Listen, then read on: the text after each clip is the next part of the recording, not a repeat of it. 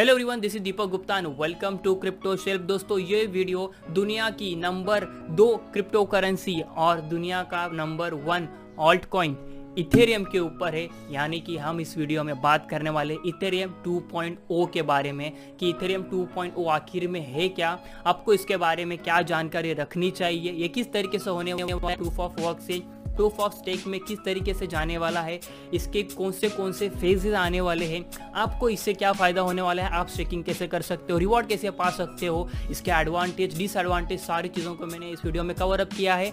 So now without wasting any further time let's roll the intro. और तब तक आपको 5 सेकंड मिल जाएंगे लाइक करने के लिए।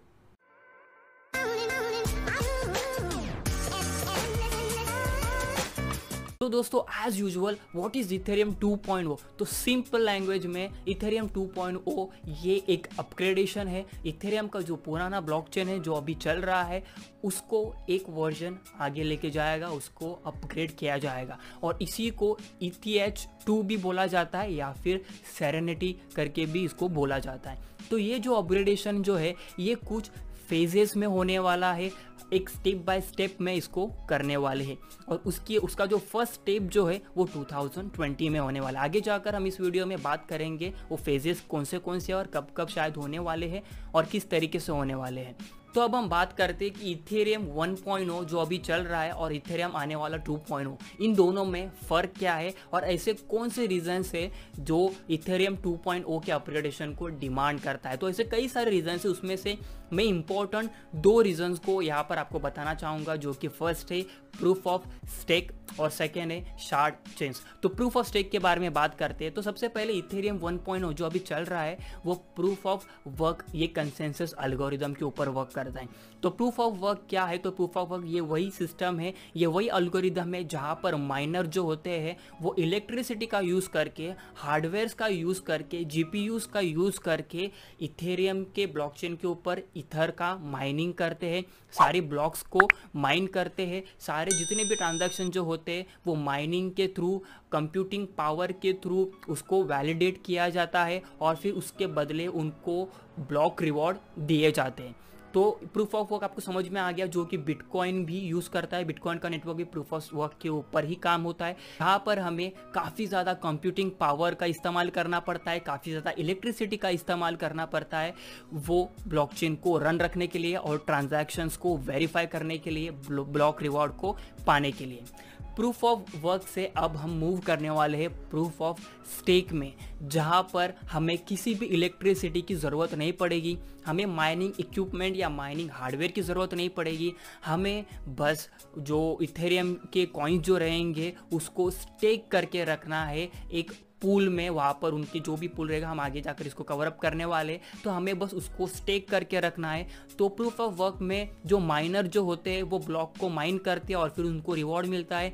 प्रूफ ऑफ स्टेक में क्या होएगा, जो वैलिडेटर जो रहेंगे, अगर किसी के पास एक पर्टिकुलर जो भी उनका रूल सेट जो डिसाइड रहेगा, अगर उनके पास उतने इथेरियम अगर वो होल्ड कर रहे हैं उस पूल में, तो वो वैलिडेटर बन जाएगा और उसके बदले उनको रिवॉर्ड दिया जाएगा। और जो प्रूफ ऑफ स्टेक जो है यही पूरा का पूरा इथेरियम के ब्लॉकचेन को सिक्योर रखने में हेल्प करेगा।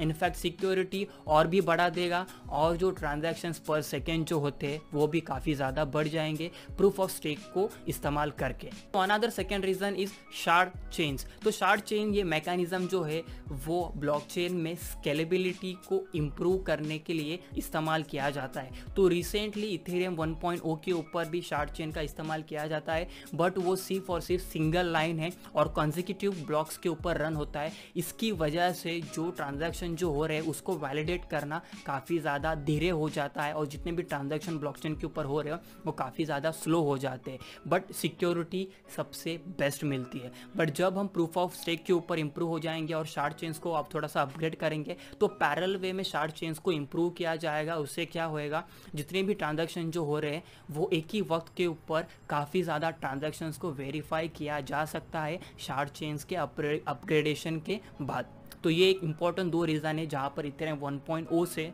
2.0 की तरफ बढ़ रहा है। अब सबसे इंपॉर्टेंट चीज़ की बात करते हैं कि इथेरियम 2.0 का रोड मैप क्या होगा, कभी कभी जो उसके जो फेजेज जो रहेंगे वो कब लॉन्च होने वाले और हर एक फेज़ में क्या क्या चीज़ें होने वाली है। तो इथेरियम 2.0 के अपग्रेडेशन में 3 फेजेस आने वाले हैं, यानी कि 3 फेज में इथेरियम 1.0 से इथेरियम 2.0 में ट्रांसफ़र हो जाएगा। तो 3 फेजेस कौन से रहेंगे? फेज़ 1, 2, 3 नहीं रहेगा, फेज़ 0, फेज़ 1 और फेज़ 2 रहेगा।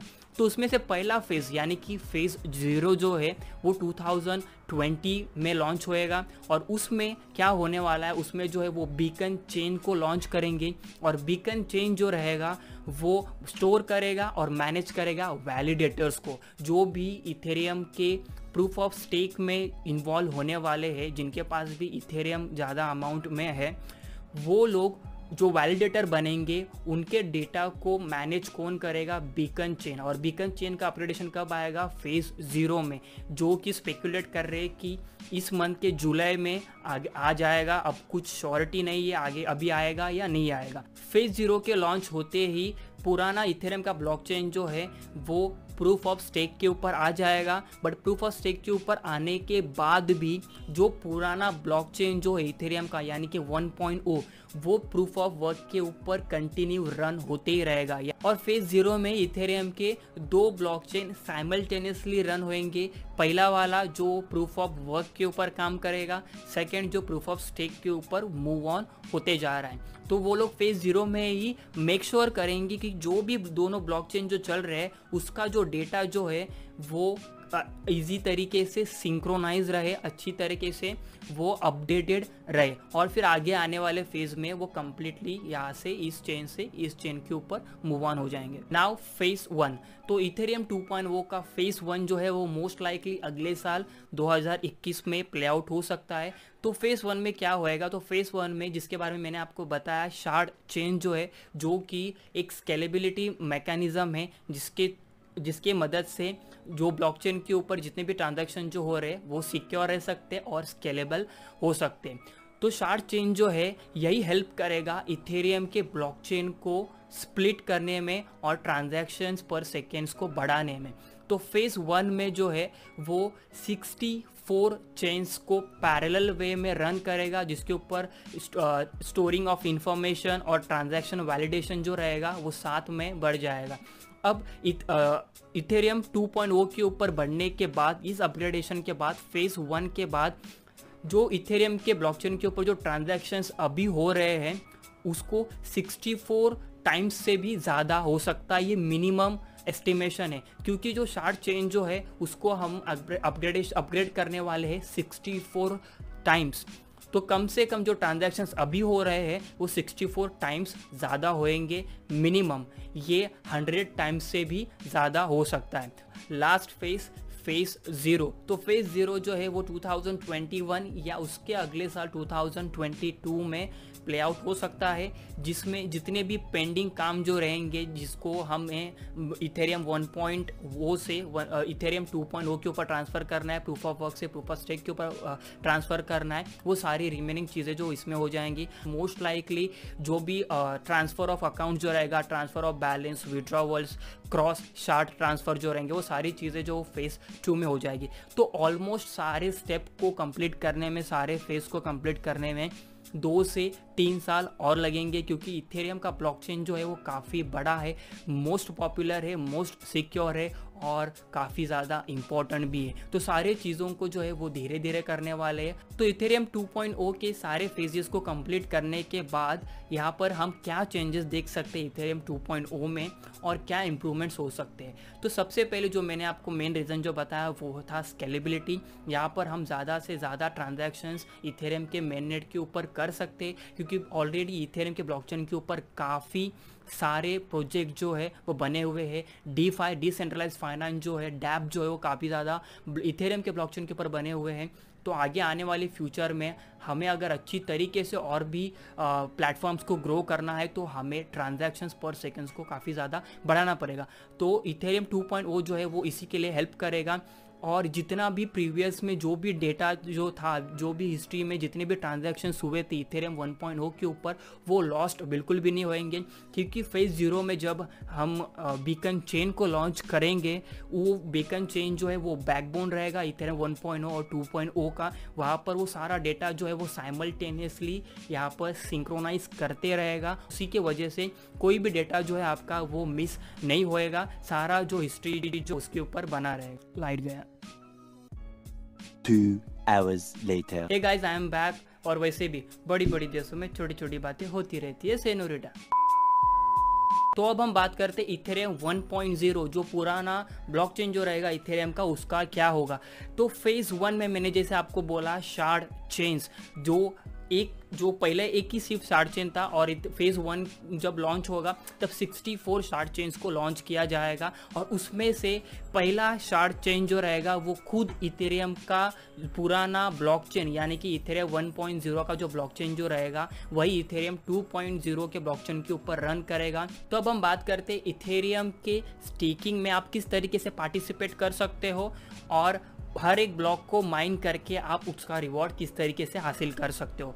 तो इथेरियम के स्टेकिंग में पार्टिसिपेट करने के लिए सबसे इंपॉर्टेंट रूल ये है कि आपके पास 32 इथेरियम होने चाहिए। आज के डेट में जब मैं वीडियो बना रहा हूँ तो $230 एक इथेरियम के प्राइस चालू है, यानी कि अप्रॉक्सीमेटली $7,360 आपको खर्च करने पड़ेंगे, जो कि इंडियन रुपीज़ में अप्रॉक्सीमेटली 5 से 5.5 लाख हो रहे हैं। तो आपको 32 इथेरियम को होल्ड करना है उनके डिपॉजिट कॉन्ट्रैक्ट्स में, पूल में, और फिर उनका पूल जो है वो रैंडमली वैलिडेटर्स को सिलेक्ट करेगा, और जो भी वैलिडेटर सिलेक्ट हो जाएगा वो उनके ब्लॉक को माइन करने के बाद उनको इथेरियम मिलेंगे रिवॉर्ड में। अब बड़े इंपॉर्टेंट पॉइंट को डिस्कस करते हैं, और इस पॉइंट को लेकर अभी या आगे आने वाले कुछ समय में काफ़ी ज़्यादा स्कैम्स हो सकते हैं, तो आप इसको ध्यान से सुनिएगा, क्योंकि इथेरियम 2.0 का इथेरियम कोई बाय नहीं कर सकता। अगर कोई आपको बोल रहा है कि हमें ये इतना पैसा दे तो हम आपको इथेरियम 2.0 का जो नया वाला इथेरियम जो है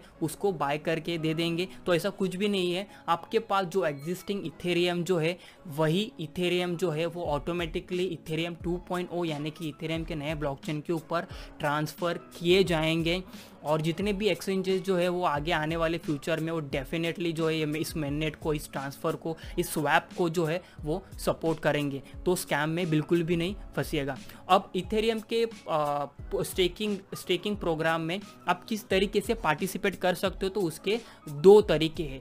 एक, आप अपना खुद का वैलिडेटर रन कर सकते हो, जहाँ पर आप खुद को ब्लॉक को माइन करना पड़ेगा, ऑर्गेनाइज करना पड़ेगा, और उसका आपको रिवॉर्ड मिलेगा। अगर कुछ गलती होती है तो आपका जो डिपॉजिशन अमाउंट जो है वो एग्जॉस्ट हो सकता है। दूसरा आसान तरीका ये है कि आगे जाकर कई सारे इथेरियम के स्टेकिंग पूल आ जाएंगे, जहाँ पर वो किसी थर्ड पार्टी सर्विस प्रोवाइडर रहेंगे, जहाँ पर आपको इथेरियम के डिपॉजिट कॉन्ट्रैक्ट्स में आपको 32 इथेरियम को डिपॉजिट करना पड़ेगा, और बाकी सब सारी चीज़ें जो है वो लोग करेंगे, और फिर आपको जो है उसका रिवॉर्ड मिलते जाएगा सही समय पर। अब हम बात करते हैं इथेरियम के स्टेकिंग प्रोग्राम में पार्टिसिपेट करने के कुछ डाउन मोमेंट्स क्या हो सकते हैं, रिस्क क्या हो सकते हैं।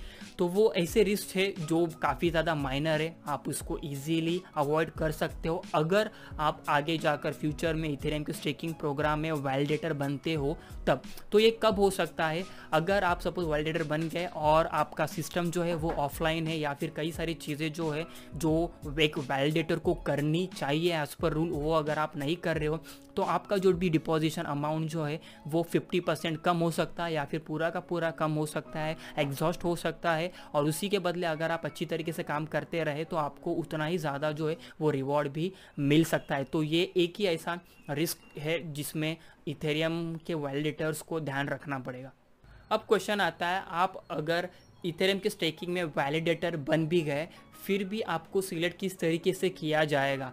तो जब मैंने आपको बताया फेज़ 0 में बीकन चेन का लॉन्च होएगा, तो बीकन चेन जो है यही ऑटोमेटिकली जितने भी वैलिडेटर जो रहेंगे उनको रैंडमली सिलेक्ट करती जाएगी हर एक ब्लॉक को माइन करने के बाद, यानी कि अप्रॉक्सीमेटली 6.4 मिनट के बाद जो है वो रैंडमली किसी भी वैलिडेटर को यहाँ पर सिलेक्ट करते जाएगी to mine the next block, और उसके बदले आपको क्या मिलेगा, नए इथेरियम मिलेंगे एज अ ब्लॉक रिवॉर्ड के लिए। फॉर एग्जांपल अगर मान लीजिए इथेरियम के स्टेकिंग प्रोग्राम में अगर 1 लाख वैलिडेटर्स इन्वॉल्व है, 1 लाख लोगों ने उसमें पार्टिसिपेट किया, 1 लाख लोगों ने 32 इथेरियम को परचेस करके उसके डिपॉजिट कॉन्ट्रैक्ट जो है उसमें होल्ड किए है, उसमें स्टेक किया है, तो अगर 1 लाख वैलिडेटर्स जो रहेंगे तो अप्रॉक्सीमेटली एवरी वीक में आपका नंबर 2 बार आ सकता है। अब इम्पॉर्टेंट कॉन्सेप्ट ये है कि फेज 0 में बीकन चेन जो है वो कब लॉन्च हो सकता है, उसकी क्राइटेरिया क्या है। तो बीकन चेन को लॉन्च होने के लिए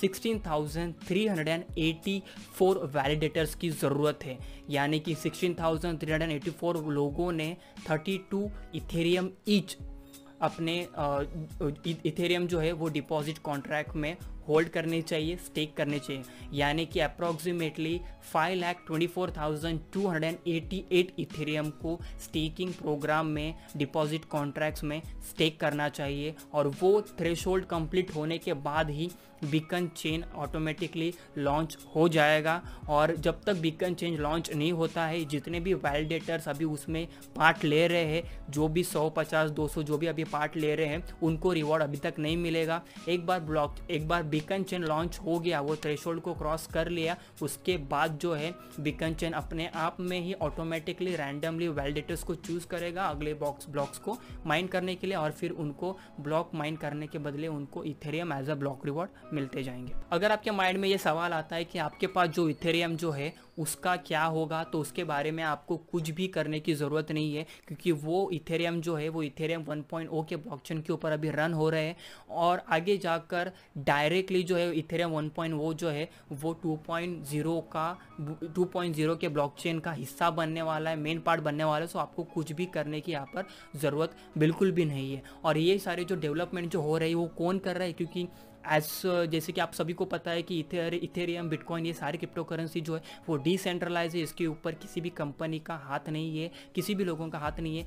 बट यहाँ पर जो डेवलपमेंट जो हो रहे हैं वो सारे के सारे किसी कंपनी से नहीं हो रहे, यहाँ पर hundreds and thousands of group of people के साथ हो रहे हैं। यहाँ पर इथेरियम फाउंडेशन के साथ हो रहा है डेवलपमेंट, और इथेरियम कम्युनिटी के साथ यहाँ पर काम सब कुछ हो रहा है। सो दोस्तों, अभी हमने इथेरियम 2.0 के बारे में काफ़ी सारी चीज़ों के बारे में पता कर लिया है। थोड़ी लेंदी हो गई है वीडियो, बट फिर भी आप सभी को आई होप कि ये सारे जितने भी आपके डाउट थे वो सारे के सारे अभी क्लियर हो गए रहेंगे। तो अगर आपको ये वीडियो पसंद आ गई होगी तो प्लीज़ लाइक कर देना, क्योंकि लाइक करोगे तो आई फील मोटिवेटेड और ऐसे सारे कंटेंट्स को आपके लिए लेकर आते रहूँगा। इस वीडियो को शेयर कर देना ताकि कई सारे लोगों को इसके बारे में पता चले और क्रिप्टो इंडस्ट्री में अर्ली अडॉप्टर बन सके। आपके ओपिनियंस क्या है अबाउट इथेरियम 2.0 और इस वीडियो के बारे में कमेंट सेक्शन में मुझे बता दीजिएगा। और दोस्तों, अभी तक आपने इस चैनल को सब्सक्राइब नहीं किया है तो सब्सक्राइब कर देना और बेल आइकन को भी हिट कर देना ताकि सारे आने वाले फ्यूचर अपडेट आपको सही समय पर मिल सके।